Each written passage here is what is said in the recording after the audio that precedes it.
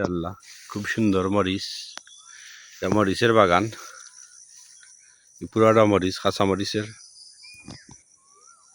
এই কাঁচামরিচটা যে ফলাইছে তারা একটু দেখানোর চেষ্টা করবো আপনার মধ্যে। নুর আলম সরকার, তোমার খুব দরকার।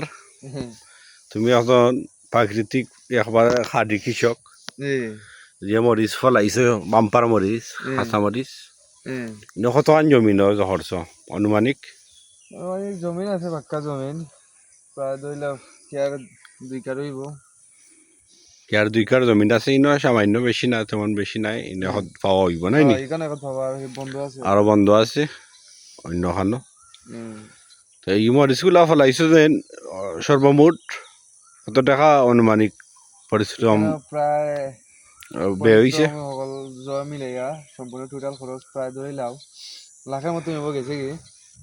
লাখ টাকা গেছে কিনি? লাখ টাকার মতো গেছে কি। তেও ক লাখ টাকা মরিচ পাইবা আনুমানিক? ইনশাআল্লাহ 2-3 লাখ তো হইতো হিসাবে। 2-3 লাখ টাকা হইব। তো পরিশ্রম হইরা 2-3 লাখ টাকা পাইলে তো মাশাআল্লাহ প্রায় 6 মাসে, নাই 6 মাস নি না, কমাস 6 মাসে খুব বাম্পার ফলন হয়েছে। আর এবার খুব অনেক তো লাশ দাও মানে কত টাকার বেচ আনুমানিক? 50 হইব। অনেক অনেক কাঁচামরিচ তো রয়েছে অবশ্যই, এইগুলা তো শুকানো যাইব নাই নি?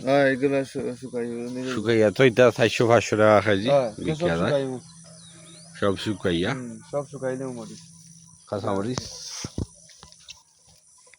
সব শুকাইলে মরিচ যা সব শুকাইলে। এইভাবে পাইবা আমার ভিডিওর মাধ্যমে প্রাকৃতিক দৃশ্যগুলো আপনারা। আমার ইউটিউব চ্যানেলটা সাবস্ক্রাইব করবেন সবাই, আবু খালেদ 54 এই চ্যানেলটা মাধ্যমে গ্রামের প্রাকৃতিক দৃশ্যগুলো পাবেন।